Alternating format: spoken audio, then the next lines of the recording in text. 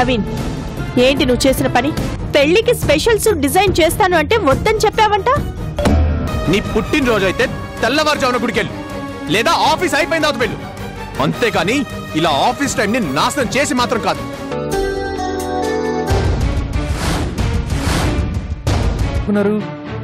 నీకెందుకంత excitement? తను చీరల గురించి చెప్తుంది అంతే. అమ్మయ్యా. నవీన్ తనంతట తను పక్క తప్పుకోవాలి, తన తప్పుని తెలుసుకోవాలి. తన భార్యగా నిన్ను తన బిడ్డని తను చారితీయాలి. కానీ ఈలోగా ఏదైనా జరిగి పొరపాటున జయంతి జీవితం నాశనం అయిపోతే? కానివ్వను. అలా కాకుండా చూడ్డానికి నేనున్నాను కదమ్మా. నా గురించి నా కాపురం నిలబెట్టడానికి మీరెంతో రిస్క్ తీసుకుంటున్నారు. ఇది కేవలం నీ మీదున్న అభిమానం మాత్రమే కాదమ్మా, ఆ జయంతి మీద నాకున్న బాధ్యత కూడా. బాధ్యత? ఆవిడ గురించి మీరు బాధ్యత తీసుకోవడం ఎందుకు? చెప్పాను కదమ్మా, జయంతి నాకు కేవలం ఆత్మీయురాలే కాదు, నా భార్య కూడా.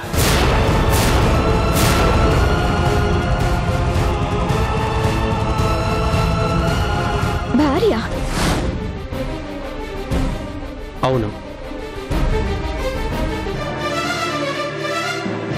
మరి ఆవిడ నవీన్తో పెళ్లికి సిద్ధపడ్డవేంటండి?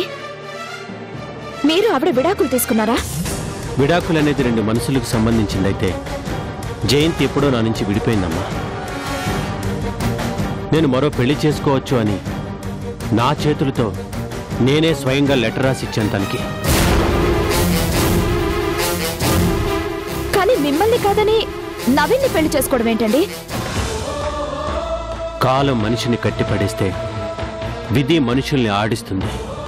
జయంతి నన్ను ప్రేమించింది, పెళ్ళైన కూతురుందని తెలిసి కూడా నాతో బ్రతుకు పంచుకోవడానికి సిద్ధపడింది.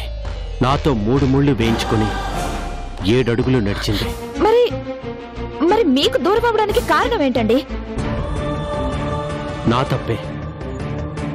అది తప్ప ఒప్ప అని కూడా నిర్వచించలేని పరిస్థితి నాది.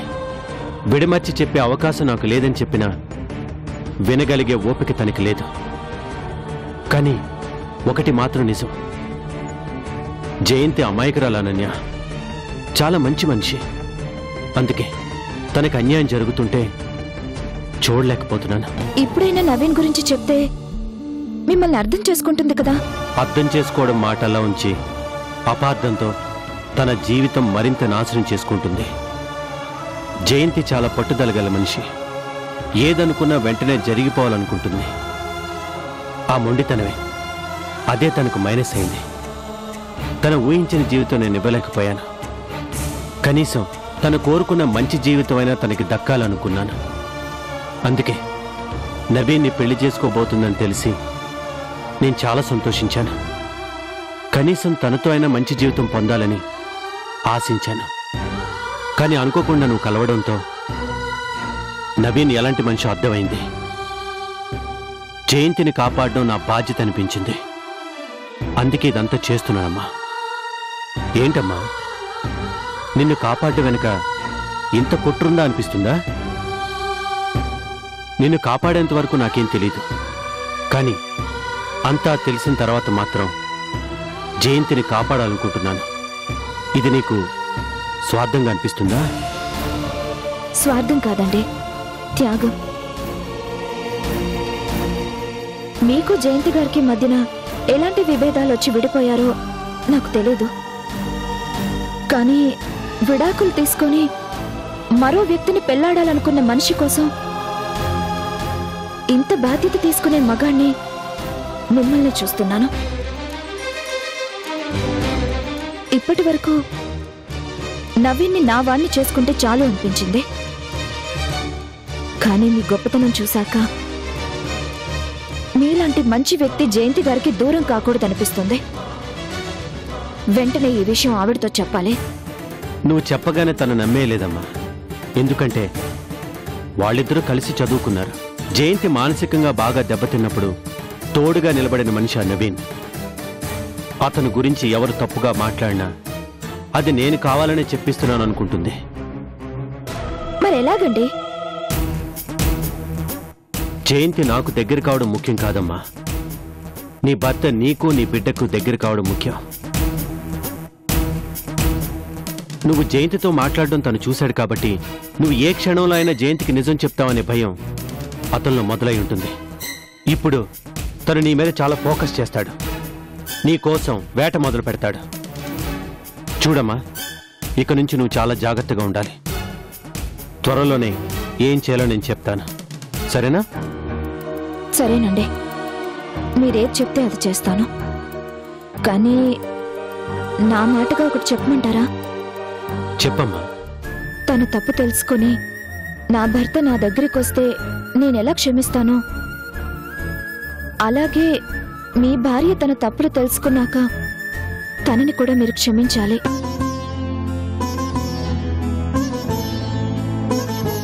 మీలాంటి వ్యక్తికి అన్యాయం జరగకూడదు. జయంతిని క్షమించి తనని చేరదీయాలి. అంతేకాని మీరు అసహించుకోకూడదు. అసహించుకునేవాడిని అయితే నేను అసలు బాధ్యతే తీసుకోను కదమ్మా. ఏం జరగాలో ఎలా జరగాలో అంతా దేవుడే నిర్ణయిస్తాడు.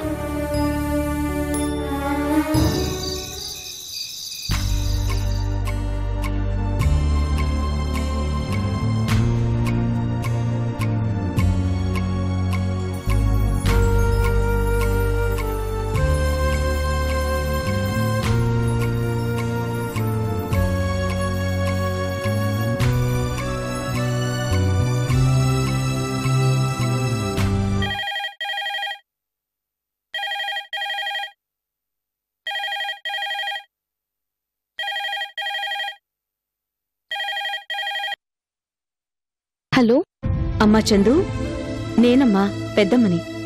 పెద్దమ్మా, చెప్పు పెద్దమ్మా, ఎలా ఉన్నావు? నేను బాగానే ఉన్నాను. నువ్వు రాజా ఎలా ఉన్నారు? బాగానే ఉన్నాను పెద్దమ్మా. బాగానే ఉన్నావు అని అలా సాగదీసి చెప్తున్నావేంటి చందు? ఏదైనా గొడవ? అదేం లేదు పెద్దమ్మా, క్యాజువల్గా అన్నాను. రాత్రి 10 అవుతుంది కదా, ఒక పక్క నిద్ర ముంచుకొస్తుంది, అందుకే. ఇంతకీ భోంచేశారా? తిన్నాం పెద్దమ్మా. చూడు చందు, రేపు నువ్వు రాజా మన ఆశ్రమానికి రావాలి. ఎందుకు పెద్దమ్మా? ఏదైనా విశేషమా? అవునమ్మా, రేపు ఆశ్రమంలో ఒక పాప పుట్టినరోజు. అందరం కలిసి తన పుట్టినరోజు పండుగని బాగా సెలబ్రేట్ చేస్తున్నాం. అమ్మా నాన్నలకి దూరమైన పాపకి ఆ లోటు తెలియకుండా చేయటం మన బాధ్యత కదా చందు. అందుకే మీరు కూడా వస్తే అందరం కలిసి ఆ పాపకి పుట్టినరోజు వేడుకల్ని జరిపించొచ్చు. మీరు నేను అందరం కలిసి ఇక్కడి పిల్లలతోనే కలిసి భోంచేద్దాం. ఏమంటావ్? అది ఆయన అడిగి చెప్తాను పెద్దమ్మా. ఏంటి అడిగి చెప్తావా? ఇదేంటి కొత్తగా? నువ్వు చెప్తే రాజా ఏమైనా కాదంటాడా? ఎప్పుడైనా నీ మాటకి ఎదురు చెప్పాడా? అంటే ఆయనకేవైనా మీటింగ్లవి ఉన్నాయేమో. ఏమున్నా అన్నీ క్యాన్సిల్ చేసుకుని రమ్మని చెప్పు. నువ్వు మీ ఆయన్ని వెంట పెట్టుకుని వస్తున్నావు అంతే, మర్చిపోకు. హలో,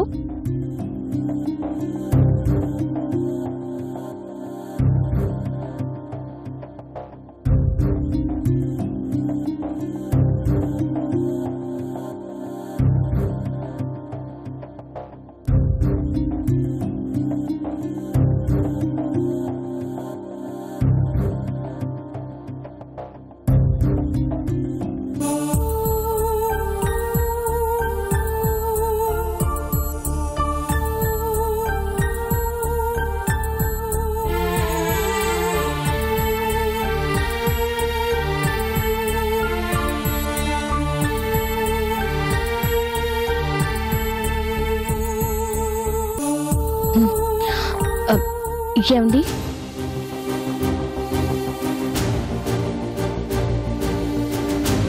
పెద్దమ్మ ఫోన్ చేసింది.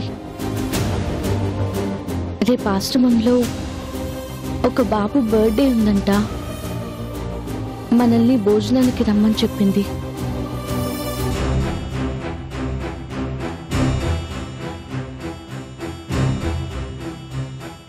మీకెన్ని పనులున్నా రమ్మని చెప్పిందండి. నన్ను దగ్గరుండి మిమ్మల్ని తీసుకురమ్మని చెప్పింది. బాబుకి అమ్మా నాన్న లేని లోటు మనమే తీర్చాలని చెప్పింది.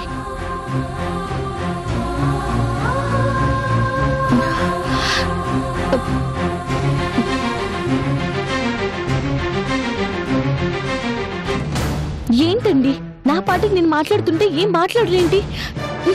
చందు, ఏమైందండి? ఏమైందేంటి? ఇది ఎంత ఇంపార్టెంట్ ఫైల్ నీకు తెలుసా? అలా లాగేస్తే ఏంటి అర్థం? మీరు సమాధానం చెప్పకపోయేసరికి. అందుకని లాగేస్తావా? నాకు పనులున్నాయి, నువ్వు వెళ్ళు, నేను ఎక్కడికి రాను. మిమ్మల్ని తీసుకురమ్మని మరీ మరీ చెప్పిందండి. మీరు రాలేదంటే మన మధ్య గొడవలున్నాయనుకుంటుంది. ఈ మాత్రం దానికి అలా అనుకుంటే నేనేమి చేయలేను. అసలు ఎందుకండి చిన్నదానికి అంత సీరియస్ అవుతున్నారు? ఇంతకు ముందు మీరెప్పుడు ఇలా లేరు. ఇంతకు ముందు నువ్వు కూడా ఇలా లేవులే. మనుషులు ఎలా మారతారో, ఎందుకు మారతారో ఎదుటి వాళ్ళని అడగడం కాదు, మనల్ని మనం ప్రశ్నించుకోవాలి.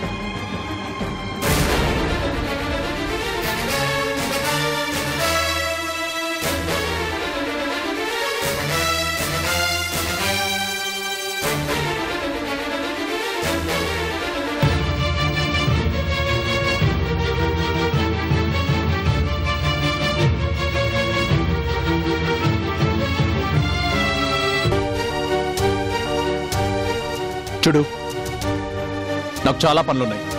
నీకు తీరిక ఓపిక ఉంటే నువ్వు వెళ్ళరా.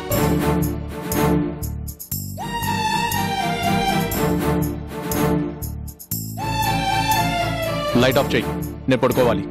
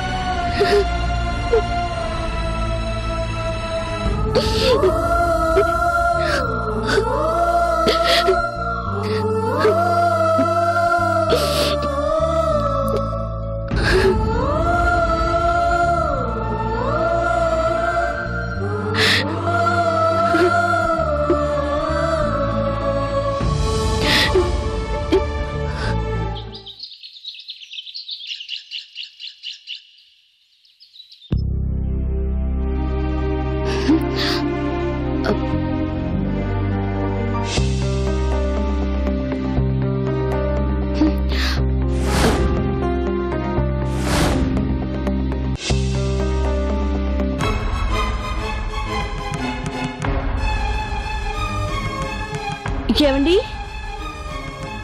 ఏవండి, ఏవండి,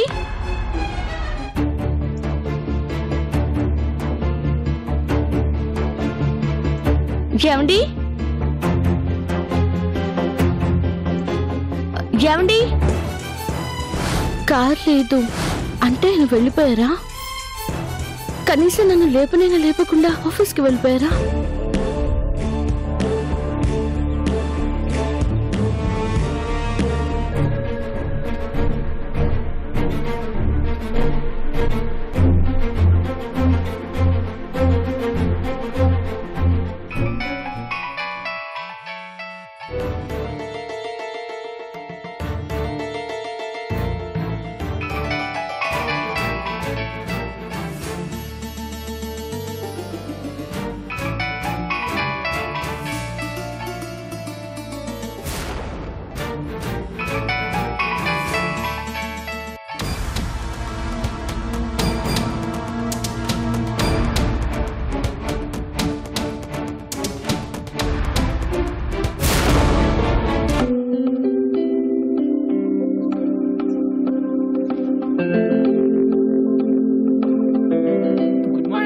గుడ్ మార్నింగ్.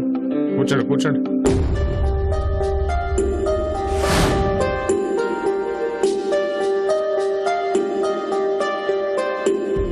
ఏంటి రాజా, ఏంటి ఎంత ప్రొద్దుట ఆఫీస్కి వచ్చావేంటి? ఏ లేదు మూర్తి గారు, ఇక నుంచి ఇంట్లో కంటే ఆఫీస్లోనే ఎక్కువ టైం ఉండాలనుకుంటున్నాను. అవునా, ఎందుకలా? అదే ఆఫీస్లో కొంచెం వర్క్ ఎక్కువ ఉంటుంది కదా, ఇంట్లో కుదరట్లేదు. అందుకే ఆఫీస్లోనే ఎక్కువ టైం స్పెండ్ చేద్దాం అనుకుంటున్నాను. ఎంత పని ఉంటే మాత్రం ఆఫీస్కి ఇంత తొందరగా రావాలా? అయినా నువ్వు పని చేయకపోతే మేము అంతా లేవు. వేలకు వేలు జీతాలు తీసుకుంటుంది దేనికోసం? అన్ని పనులు నీ చేత చేయించడానిక కాదు కదా. సర్లే గాని ఇంతకీ టిఫిన్ చేసావా? ఇప్పుడే తెప్పించుకొని చేశానండి. ఆఫీస్ బాయ్ వచ్చింది ఇప్పుడు, ఇంకెప్పుడు టిఫిన్ తెప్పించుకున్నావు? ఏంటి రాజా, నా దగ్గర కూడా అబద్ధాలు ఆడుతున్నావా? అబే అదేం లేదండి. ఉండు, నేను టిఫిన్ తెప్పిస్తాను. మూర్తి గారు వద్దు, నేను ఆల్రెడీ తిన్నాను. ఇంటి దగ్గర చందు టిఫిన్ చేసింది, నేను తినేసి వచ్చాను. హలో మూర్తి, బాబాయ్ నేను చందుని. నీకు నిండా నూరేళ్ళమ్మా చందు. ఇప్పుడే నీ గురించి మాట్లాడుకుంటున్నాం, ఇంతలోనే నీ ఫోన్ వచ్చింది. ఏంటి ఇంత పొద్దునే లేచి మీ ఆయనకి టిఫిన్ తయారు చేసి తినిపించి మరీ ఆఫీస్ పంపించావట? ఎంతైనా నీకు చాలా ఓపికమ్మా. బాబాయ్ ఆయనకు ఒకసారి ఫోన్ ఇస్తారా? అలాగేనమ్మా. రాజా, హలో. ఏమండి, ఏంటండి ఇది? ఇంత పొద్దున్న వెళ్ళిపోయారేంటి? కనీసం నన్ను నిద్ర కూడా లేపకుండా అలా వెళ్ళిపోయారేంటి? నేను నిద్ర లేవలేదు సరే, కానీ అక్కడ మాత్రం మూర్తి గారికి ఏకంగా టిఫిన్ చేసి వచ్చానని చెప్పారేంటి? అది కూడా నేను ఉండి పెట్టానా? ఎందుకండి ఇలా అబద్ధాలు చెప్తున్నారు? మూర్తి గారు, ఆ సిమెంట్స్ కి సంబంధించిన ఫైల్ ఒకసారి తీసుకొస్తారా? అలాగే రాజా.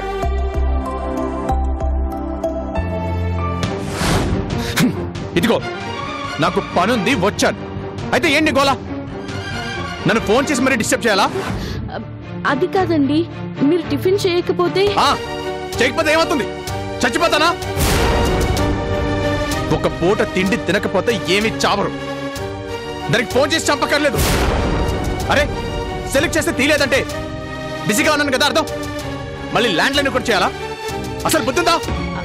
అది కాదండి, పెద్దమ్మ మరీ చెప్పింది, దయచేసి లంచ్కి రండి. నాకు పనుంది. ఒకే మాట 10 సార్లు చెప్పడం నాకు కుదరదు. నీకు వెళ్ళాలనిపిస్తే నువ్వు వెళ్ళు, నన్ను మాత్రం డిస్టర్బ్ చేయకు. అయినా నేను లేకపోయినా నువ్వు వెళ్ళడం నీకు అలవాటే కదా.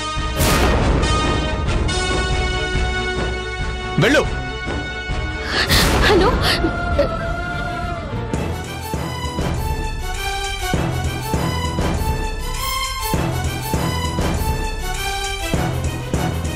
ఇదిగో రాజా, నువ్వు అడిగిన ఫైల్. మూర్తి గారు, నేను ఈ ఫైల్ చూసాక పిలుస్తాను. రాజా, ఎందుకు చందు మీద అంత కోపంగా ఉన్నావు? కోపమా? అదేం లేదే. మరి ఫోన్ ఎందుకు అంత కోపంగా పెట్టేశావు? అది లంచ్కి వాళ్ళ పెద్దమ్మ గారి ఆశ్రమానికి వెళ్దామంటుంది. నాకు కుదరదు కదా, అందుకే రానని చెప్పాను. అదే మాట చిన్నగా కూడా చెప్పొచ్చు కదా. చూడు రాజా, చందుకు నువ్వంటే ప్రాణం. నువ్వు ఒక్క మాట కోపంగానా సరే తను తట్టుకోలేదు, కుమిలిపోతుంది. మనం ఎక్కువగా ప్రేమించే మనుషులు గట్టిగా కోపడి తిట్టక్కర్లేదు రాజా. గొంతులో చిన్నపాటి చికాకు కనిపించినా తట్టుకోవడం చాలా కష్టం. పెద్దవాడిగా చెప్తున్నాను, ఇంకెప్పుడు చందు మీద కోపడకు.